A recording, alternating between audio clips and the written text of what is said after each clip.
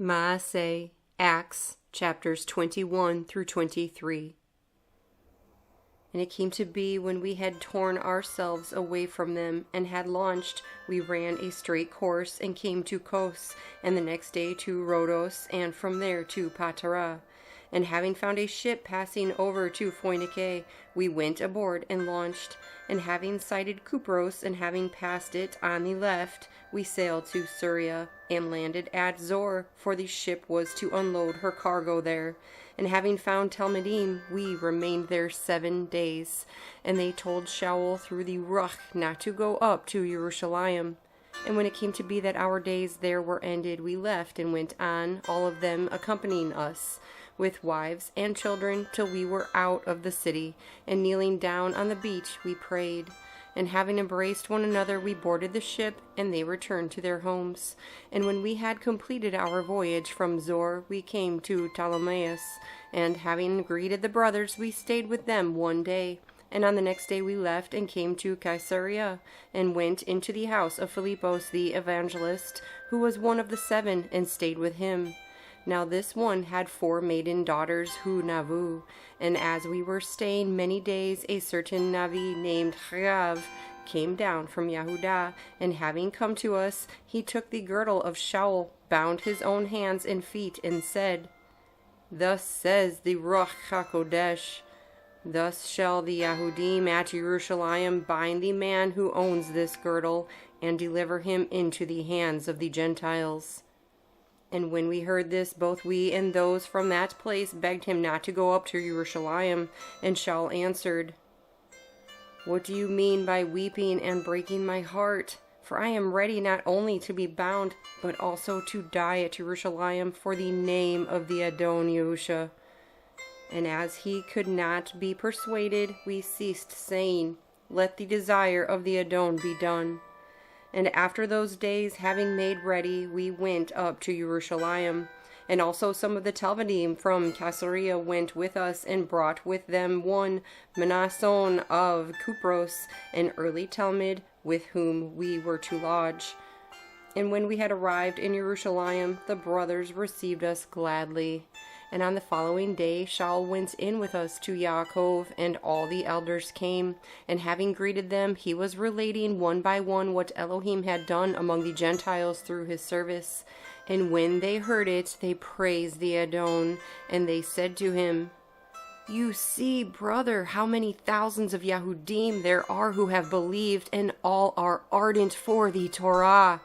And they have been informed about you that you teach all the Yahudim who are among the Gentiles to forsake Moshe, saying not to circumcise the children, nor to walk according to the practices. What then is it? They shall certainly hear that you have come. So do this, what we say to you. We have 4 men who have taken a vow. Take them and be cleansed with them, and pay their expenses, so that they shave their heads. And all shall know that what they have been informed about you is not so, but that you yourself also walk orderly, keeping the Torah.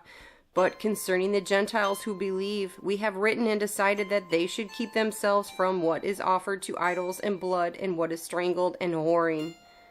Then Sha'ul took the men on the next day, and having been cleansed with them, went into the Mikdash to announce the completion of the days of separation, until the offering should be presented for each one of them. And when the 7 days were almost ended, the Yahudim from Asiya, seeing him in the Mikdash, were stirring up all the crowd, and they laid hands on him, crying out, Men of Yisrael, help! This is the man who is teaching all men everywhere against the people and the Torah and this place. And besides, he also brought Yawanites into the Mikdash, and has profaned this Mikdash. Because they had previously seen Trophimus the Ephesian with him in the city, whom they thought that Sha'ul had brought into the Mikdash. And the entire city was moved, and the people rushed together, seized Sha'ul, and dragged him out of the Mikdash, and immediately the doors were shut. And while they were seeking to kill him, a report came to the commander of the squad that all Jerusalem was in confusion. At once he took soldiers and captains and ran down to them, and they, having seen the commander and the soldiers, stopped beating Sha'ul. Then the commander came near and took him, and commanded him to be bound with 2 chains, and was asking who he was and what he had done.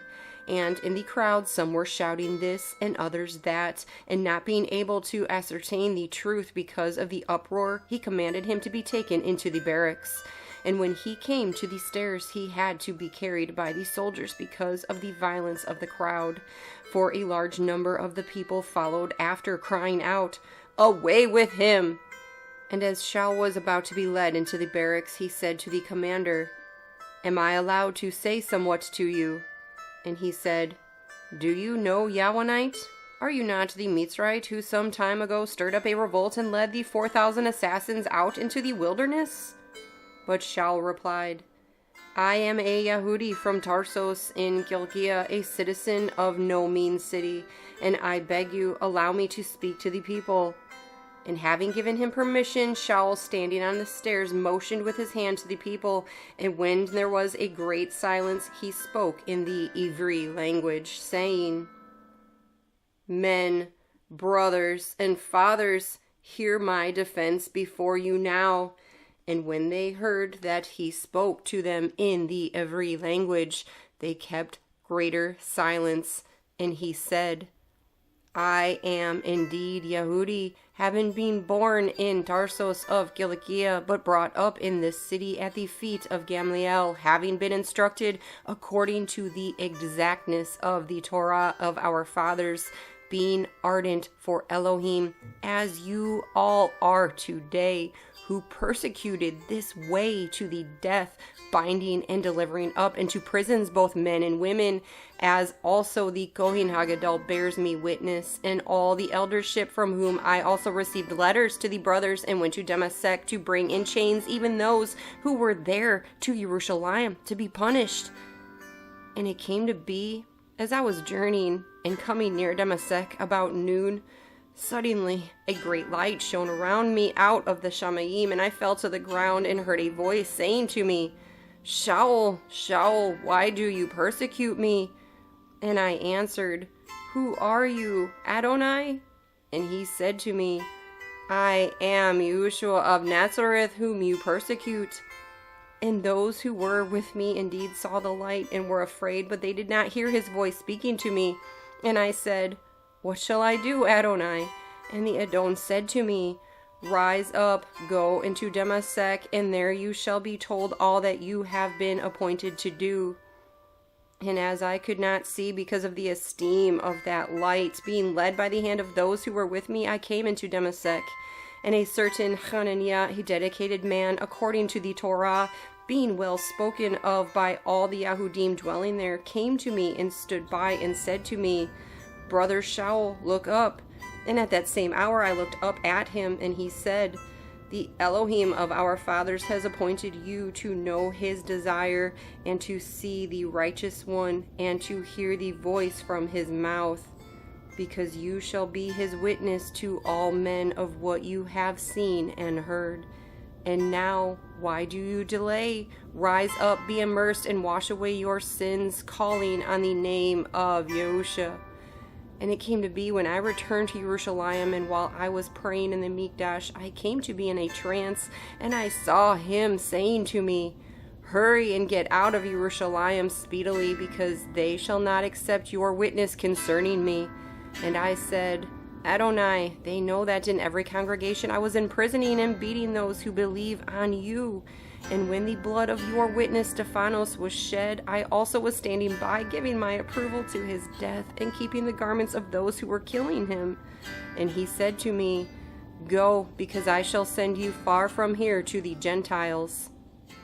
And they were listening to him until this word, and then they lifted up their voice, saying, "Away with such a one from the earth, for it is not fit that he should live." As they were shouting and tearing their garments and throwing dust into the air, the commander ordered him to be brought into the barracks, and said that he should be examined by flogging, in order to find out why they were shouting so against him. And as they were stretching him out with straps, Sha'ul said to the captain who was standing by, "Is it permitted for you to whip a man who is a Roman and uncondemned?" And when the captain heard, he went and reported to the commander, saying, "Watch what you are about to do, for this man is a Roman." And having come, the commander said to him, "Say to me, are you a Roman?" And he said, Yes. And the commander answered, With a large sum I obtained this citizenship. And Sha'ul said, But I was even born so. Then at once those who were about to examine him withdrew from him, and the commander was also afraid after he found out that he was a Roman, and because he had bound him. And on the next day, intending to know for certain why he was accused by the Yahudim, he released him, and commanded the chief Kohanim and all their council to come, and brought Sha'ul down, and put him before them. And Sha'ul, looking intently at the council, said, Men, brothers, I have lived in all good conscience before Elohim until this day. And the Kohen Hagadol Hananiah commanded those who stood by him to strike him on the mouth. Then Sha'ul said to him, Elohim is going to strike you, whitewashed wall. And do you sit judging me according to the Torah? And do you command me to be struck contrary to the Torah? And those who stood by said, Do you revile the Kohen Hagadol of Elohim?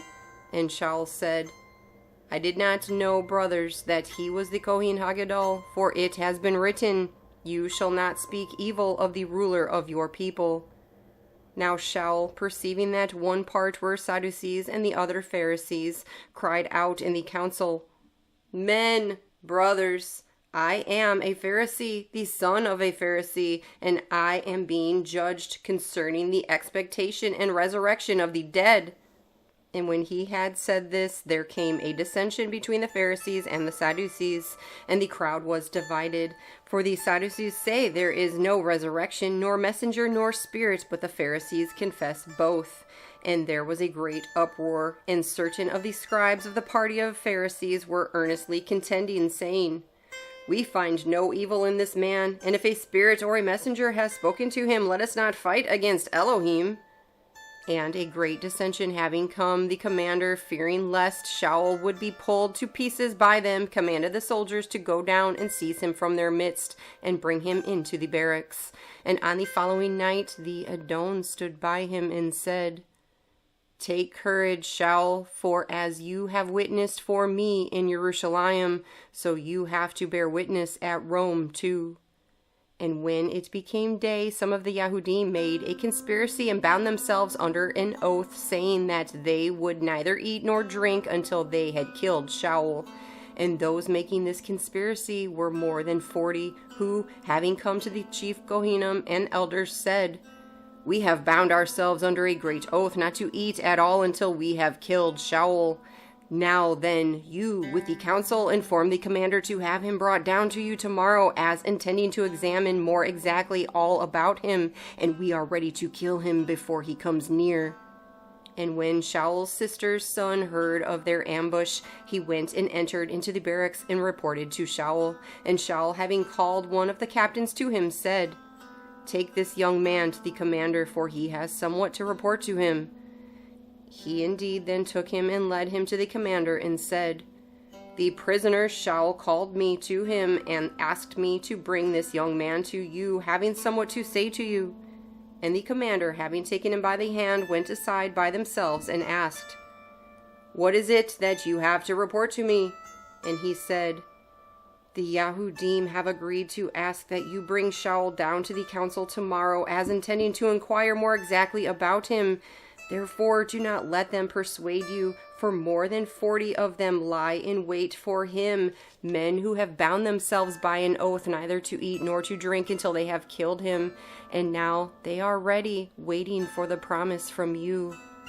Then the commander dismissed the young man, having commanded him, Inform no one that you reported this to me. And having called near a certain 2 captains, he said, Get 200 soldiers ready to go to Caesarea, and 70 horsemen and 200 spearmen after the 3rd hour of the night, and provide beasts on which to place Sha'ul, and bring him safely to Felix the governor. Having written a letter in this form, Claudius Lucius, to the most excellent governor Felix, greetings. This man, having been seized by the Yahudim and being about to be killed by them, I rescued, having come with soldiers, having learned that he was a Roman. And, desiring to know the reason they accused him, I brought him before their council. I found out that he was accused concerning questions of their Torah, but there was no charge against him deserving death or chains. And when I was informed that there was to be a plot against the man by the Yahudim, I sent him immediately to you, having also commanded his accusers to state before you the charges against him. Be strong. So the soldiers, as they were commanded, took Sha'ul and brought him by night to Antipatris. And on the next day they left the horsemen to go on with him and return to the barracks, who, having come to Caesarea and delivered the letter to the governor, they also presented Sha'ul to him. And the governor, having read it and having asked of what province he was, and being informed that he was from Cilicia, said, I shall hear you when your accusers arrive also. And he commanded him to be kept in Herodes's palace.